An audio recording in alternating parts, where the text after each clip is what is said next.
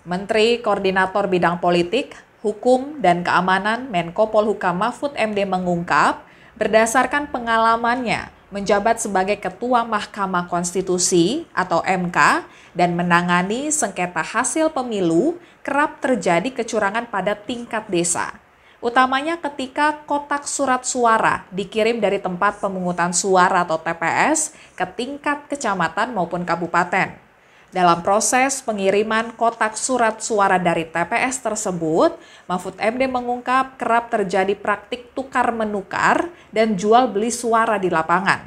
Oleh sebab itu, Mahfud MD menyebut selalu ada perkara sengketa hasil pemilu yang berasal dari daerah dimohonkan ke MK.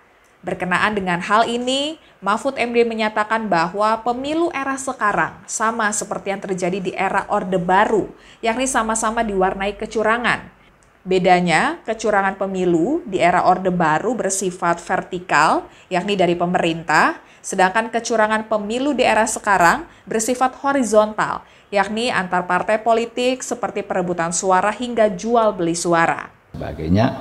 Kemudian di tingkat desa nanti biasanya rawan itu ketika pengiriman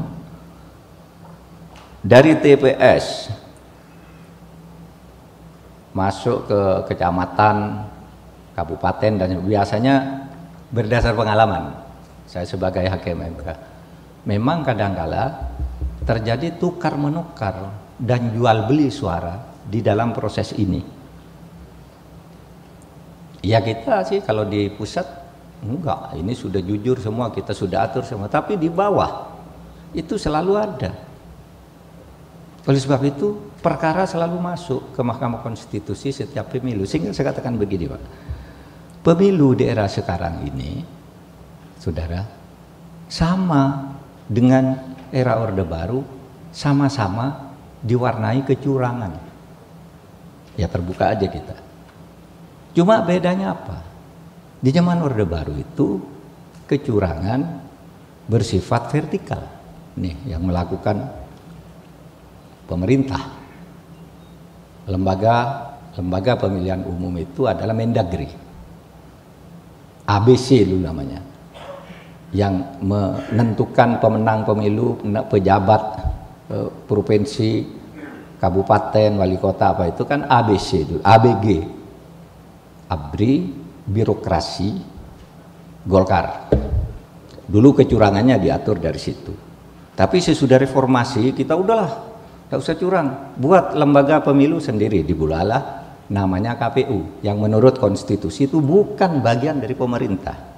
Sekarang ini kalau KPU buat apa-apa yang dituding pemerintah. Pemerintah tidak adil. KPU itu DPR yang milih dan partai politik.